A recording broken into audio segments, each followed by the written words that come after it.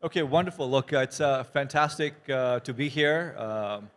I'm going to talk about an issue I think the previous panel was also discussing, and I would want some energy in the room. Hopefully, I'm sure you guys are tired of sitting as well, so let's have a conversation. I'm going to try to add whatever I think is important, and I would love to sort of see your feedback and see how we can take the conversation along. So as uh, it was mentioned in the introduction, my name is Jehanzeb Awan. I'm the founder and CEO of J. Awan and Partners in MEAACBA, and I also chair the Middle East, Asia and Africa Crypto and Blockchain Association out of Abu Dhabi Global Market. So most of us obviously want to participate in the DeFi revolution. What is the DeFi revolution? What actually really it means for all of us? And again, the main challenge has always been how do we translate the technical knowledge into a very simple and easy to understand protocol for people? The other challenge, and I'll get into the slides, and I'm sure the organizers will share that with you or put this on their website. The main challenge is, okay, we are trying to take an industry which is very centralized and put the power of transactions and execution of transactions into people's hands. Now, a lot of times you think about, okay, well, banks charge us a lot of money, different centralized exchanges charge us a lot of money. How can we take control of our own identification, of our own transactions, and monetize? There are a lot of problems that come with all of that, and the job of the regulators is to make sure that those problems are addressed in a way that doesn't hinder innovation, and also in a way that does not sort of create financial problems for you, right?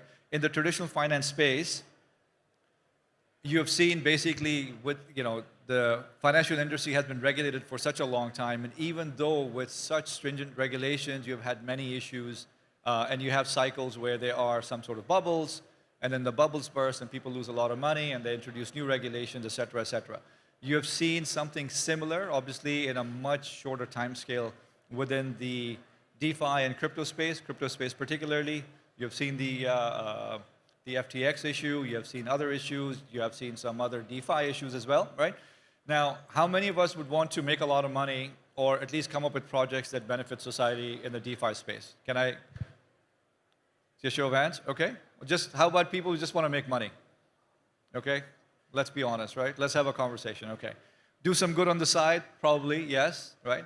There's very interesting DeFi projects that are actually really all-inclusive, that are creating a lot of good in Africa through different sort of elements, telecom type projects, and so on and so forth. So there's a lot of interest, lots of use cases and everything else. But again, if you go to a hospital, if you have a hospital, would you ever go to a hospital that is not properly regulated? Nobody would, right?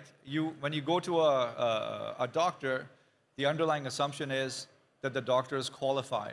How do you assume that the doctor knows what he's talking about? You have faith in the institution that they have selected the right people. You have faith in the education of the doctor, and so on and so forth. So what we need to do in this case, and the reason why I'm harping about this, is we need to understand we are giving control of certain specialist things to an average individual who would definitely like to take control of their identity, take control of some of the monetization, but they don't sometimes fully understand what they're getting into. And that's where the regulators will come in. So, obviously, and I apologize for the small font, but hopefully everybody can see that. Why is DeFi picking up? Obviously, you have your own, list of benefits, transparency, security. Some people will question autonomy, definitely, and so on and so forth. So, why do we need to have some sort of regulation and some sort of control over DeFi protocols, right? It cannot be, and I agree with the panelists that the utopia that everything will be completely decentralized and autonomous. I don't think that really works very well. So I'll give you a simple example. In Abu Dhabi Global Market, in the last year, they have introduced something called a DLT Foundation, which is the basis of a lot of DAO structures that are being set up, and we've been part of those discussions with some of the larger sort of chain sponsors, et cetera, et cetera. So that provides a framework within which a DAO needs to operate. And there is a regulator that is not regulating the DAO per se, but understanding what the DAO does and what the controls are when they are instituting the DAO and authorizing the DAO to operate. That is a very important part for all of us to understand. So in the DeFi protocol, we need to make sure that the risks are properly addressed. First of all, the risks properly are understood, which most of the users have two issues, right? There's a UI issue, user interface issue. Crypto is, as the panelists were saying, is very difficult for a lot of people to understand or access. And secondly, they have to really understand what the underlying infrastructure is. So that's what the main issue is. So the other part also was around regulatory clarity, okay? And I would give you a simple example. The utopia of single regulation, in my view, in my humble opinion, will never happen. Reason is very simple. There are many geopolitical considerations that go behind the regulatory frameworks. And unless and until you have a united world, from a geopolitical point of view, which is a very unlikely scenario, you will never have a united protocol or united regulatory framework, right? Which brings in opportunities for a lot of firms to do certain things, and also creates opportunities for the bad actors to also take advantage of the opportunities. We have seen lots and lots of firms looking to arbitrage regulation. They're saying, okay, well, if we set up here to do X, can we do something Y in that location, although we are regulated in X, but we want to do something in Y? So those are the types of things that we need to really consider. Now, securities regulations, and again, I think one of the panelists were also saying that a Bitcoin ETF is a security, is not a virtual asset. Lots of times people confuse between the two. A virtual asset is a virtual asset, so BTC is a virtual asset, Ethereum is a virtual asset, an Ethereum ETF or a tokenized fund is a security. So again, this is where the interaction or the cross-section between what's happening in the DeFi space and what's happening in the traditional space needs to be carefully considered. So example of a great sort of setup where both of these come together, I have to say, is DIFC, which is the Dubai International Financial Center, or the Abu Dhabi Global Market, and now the Securities and Commodities Authority also, which is the onshore regulator. You have MiCA in MiCA in Europe, and you have some other regulations in other places. There's something in Africa as well. So what the securities regulators in those places are doing are overlaying the infrastructure for virtual assets above the traditional securities. What does that allow you to do?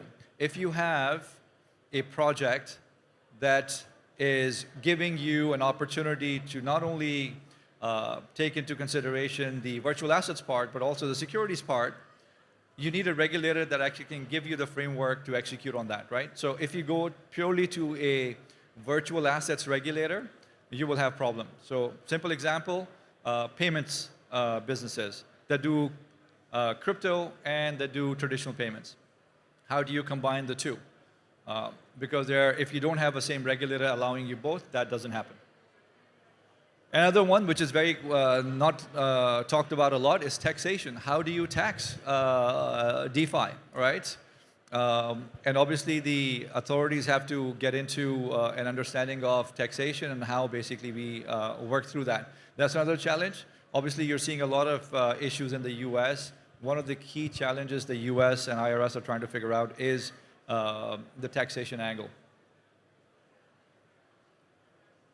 Okay, so how do regulators need to think about DeFi, right? We have to, as I mentioned earlier, what we have to do is think about protecting the end user, right? I would not like to lose money. I'm sure all of you would not like to lose money to scams, to bad projects. You would want to understand that the project that is coming to you or that's being advertised is a legitimate project. That is at least the first step in the process, right? How do we do that? So that, and doing that without killing innovation, right? Because what happens is every step that you add of regulation is basically cost that you're adding to the project. So when you add that cost to the project, a lot of the initial projects will start becoming a bit more expensive, and sometimes they don't sort of fly. So what do regulators need to do? Regulators need to make sure that they look at a couple of things. One is for established businesses, so you can sort of go full throttle on the regulations. The other is for new projects, innovative projects, that you basically create some sort of a sandbox where you limit the exposure of transactions and so on and so forth. So there are many different ways of doing that. Now, what do you need to do if you are a DeFi project to figure out how to move forward? Number one thing to do in this case is to engage the various regulators that you are potentially going to be regulated by in one way, shape, or form. Because you have to assume if you are trying to make money by creating a protocol, most likely Uncle Sam wants to look at you and wants to talk to you, right? So either you have the conversation up front, so you can build some of those issues that you have or potentially can have up front, rather than building the project and then finding out that there are certain hurdles. And you never want to be in a position where you're driving a car and then suddenly realize that you have to change tires whilst you're driving, right? That's a problematic situation. So I'm not going to basically go through this, the text in the slides. You guys can read that. The other thing I want to ask, basically, in terms of how many of you, by the way, how many of you have participated in a DeFi project, either as a consumer, a user of a DeFi project, or a principal of a DeFi project? Can I get a show of hands? Okay, not a lot. Okay, so that also goes to show there's a lot of opportunity. There's not a lot of people who have worked on the DeFi space.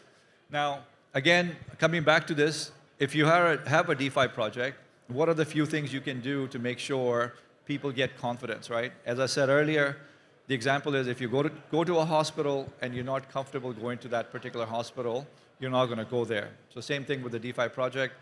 Right now, in my view, there's a lot of speculation happening in many, many different types of DeFi projects.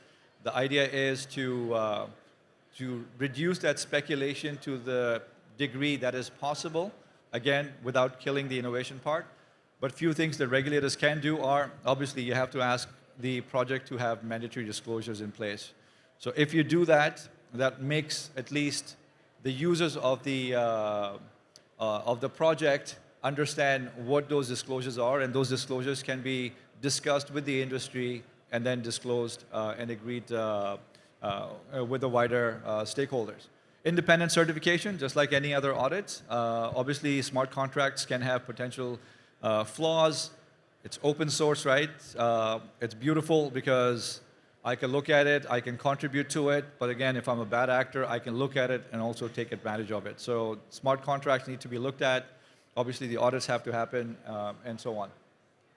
And as I was mentioning earlier, this is probably the most important part for DeFi, the regulatory safe harbors.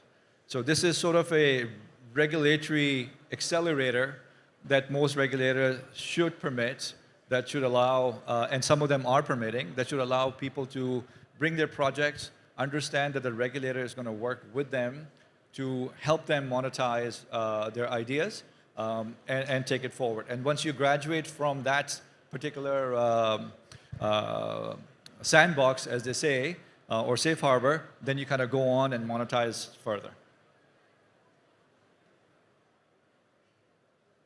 Okay, well, DeFi is DeFi, right? Technology business. And if you're in a technology business, we should use technology to control the risk.